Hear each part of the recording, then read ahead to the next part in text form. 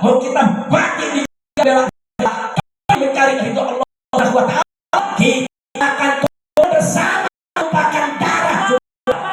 Takbir, takbir.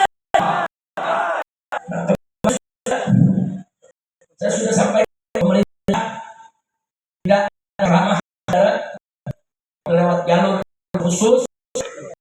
Saya bersahabat menolak adanya wacana saudara darurat militer. Nggak boleh ada. Maka itu kita pesan kepada Presiden, kali-kali lakukan darurat militer. Ini kerusuhan seberapa kok? Sudah belum. Kalau polisi sudah sanggup, saudara, masih ada tentara bisa turun. Amankan itu ada dengan ramah ribut-ribut, betul? Kemarin di markas Brimob dua malam sudah markas Brimob, tapi begitu tentara turun selesai, bahkan disambut oleh umat, betul? Betul? Kenapa harus itu yang ngasih salah militer aja? Dia punya rencana jahat, saudara. Maka sudah sampaikan, saudara, kepada Bapak dan Haji, ada orang bisiknya baik, dia ingin menjerumuskan Bapak. Hati-hati, karena kalau terjadi darurat militer, saudara, kita rakyat akan melakukan perlawanan, saudara. Hati-hati, kita dengan TNI bersaudara, betul? Kita nggak mau TNI ini dijadikan alat darurat militer hanya untuk membungkam rakyat, saudara. Darurat militer itu, saudara, kalau berlaku, hukum nggak ada lagi. Tentara boleh bebas tangkap siapa saja. Dia nggak suka ditangkap. Dan itu secara hukum darurat militer itu dianggap sah, saudara. Bahaya. Mereka bisa bunuh siapanya, mereka bisa culik siapanya, mereka bisa tangkap siapanya tanpa peradilan, tanpa sidang, saudara, tanpa pemeriksaan. Bahaya tidak? Bahaya tidak?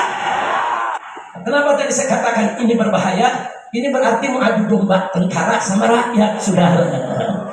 Nggak boleh mau diadu domba tentara sama rakyat. Mau tidak? Mau tidak? Nah, dari sekarang saya ingatkan, mereka-mereka yang mengusulkan darurat militer, jaga mulutmu, jaga sikapmu, hati-hati. Saya tahu siapa yang mengusulkan itu, saudara. Hati-hati. Kalau sampai darurat militer kau bikin susah rakyat, banyak ulama yang tangkap, kau yang kami tanda. Kami seret bersama rakyat. Jangan coba-coba ngadu domba tentara dengan rakyat Indonesia, betul?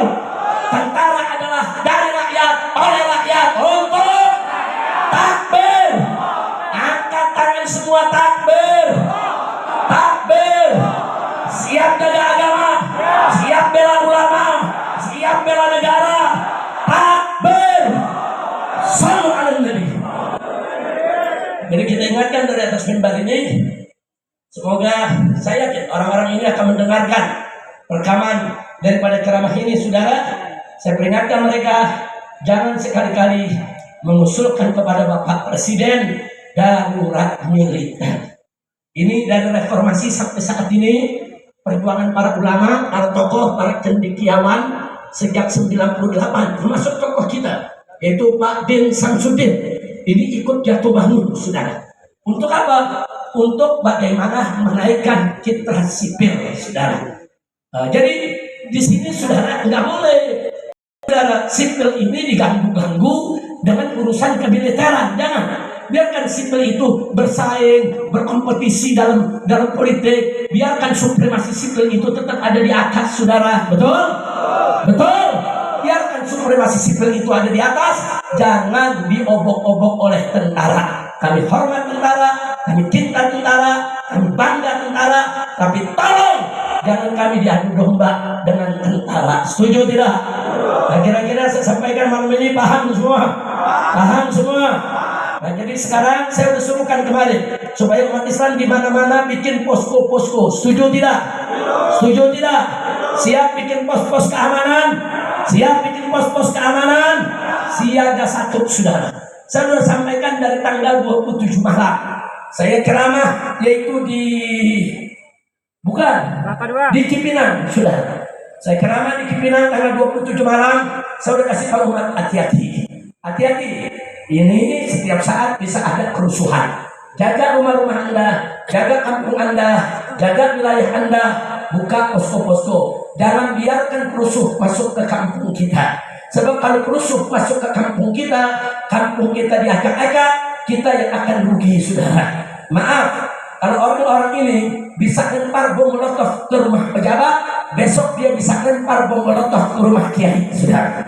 Hati-hati, kalau hari ini mereka bisa lempar bom molotov, saudara, ke rumah seorang pejabat atau seorang tokoh, maka besok ke rumah habib, rumah kiai, rumah ustaz, saudara, pondok pesantren, bisa mereka melakukan yang sama. Jangan berikan celah, jangan berikan kesempatan.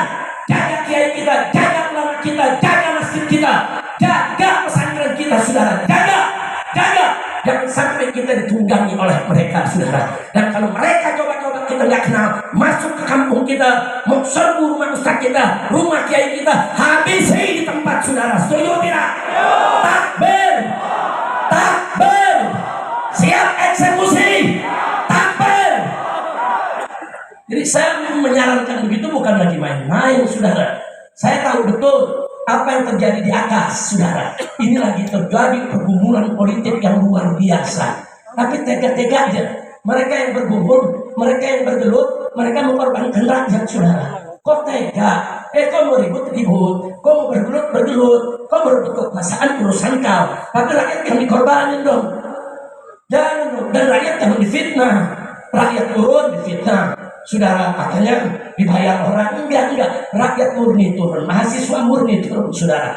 Perusuhnya ya dibayar, perusuhnya ya mereka dikendalikan, perusuhnya ya mereka sudah disetel masuk ke tengah-tengah rakyat, saudara. Betul.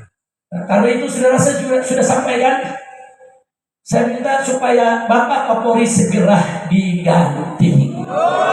Setuju tidak? Cuman saudara, satu hal yang mesti saya ingatkan dari sekarang, saya mau suarakan dari sekarang sebelum nasi jadi bubur, saudara. Dan saya sudah sampaikan ke pemerintah, kalau Kapolri diganti, penggantinya harus jenderal yang beriman dan bertakwa kepada Allah, jenderal yang bersih, jenderal yang tidak terlibat judi, tidak terlibat narkoba, dan tidak terlibat pelanggaran HAM, termasuk tidak terlibat tragedi KM 50. Setuju? Setuju? Jadi ada satu jenderal, dia terlibat KM 50, sekarang sedang bergerilya, saudara. Sedang bergerilya, deketin presiden, deketin para menteri, deketin anggota dewan, saudara, supaya dia dicalonkan jadi Kapolri yang akan datang. Saya sudah kirimkan pesan, jangan coba-coba orang ini yang terlibat KM 50 diangkat jadi Kapolri. Kalau diangkat jadi Kapolri, saya akan ajak umat Islam dimanapun, kita turun ke Pom Mabes Polri, ke Pom DPR, kita tolak jenderal pembunuh diangkat menjadi Kapolri, sudah. Setuju? Setuju? Siap turun? Siap turun? Jadi saya mau sampaikan, jangan coba-coba nyari perkara dan jangan. Ini pelajaran apa yang terjadi kemarin, saudara. Kita punya polisi hargai, punya polisi itu bermartabat, polisi itu punya marwah. Senang kalau polisinya rapi, bersih, saudara. Mau kita begitu, kita sedih kalau polisi diolok-olok, dicaci maki, saudara. Sedih, tapi mau bilang apa? Polisinya memang yang brengsek, saudara. Dan brengseknya ini bukan lagi oknum. Sudah terlalu banyak kalau oknum, saudara. Sudah berkali-kali kita minta kepada Kapolri, bersih-bersih, rapikan. Aktor itu kau punya anak buah, supaya polisi menjadi idaman rakyat, polisi menjadi pelindung masyarakat, polisi menjadi pengayom, betul? Faktanya, lapor hilang kambing, bayar pakai kebo. Kalau tidak, ada perempuan muda diancam orang, lapor kantor polisi yang ketiga kali, Pak, saya diancam, Pak, mau dibunuh. Jangan diladenin. Tahu-tahu nggak sampai sebulan dibunuh, saudara. Begitu dibunuh, bah, repot banget kali pembunuhnya. Ayo polisi India datang belakangan. Udah beres, baru datang. Polisi mana tuh? Polisi mana? Indonesia. Malu-malu amat lo ngomong, kacau tidak? Enggak boleh begitu dong. Kalau ada laporan, anggap serius, itu kan laporan ancaman pembunuhan.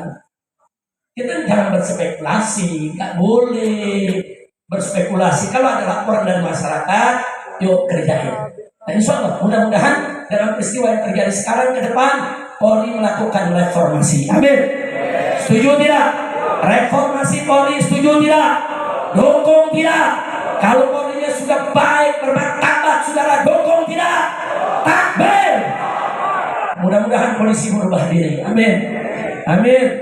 Ya Rabbal Alamin. Insya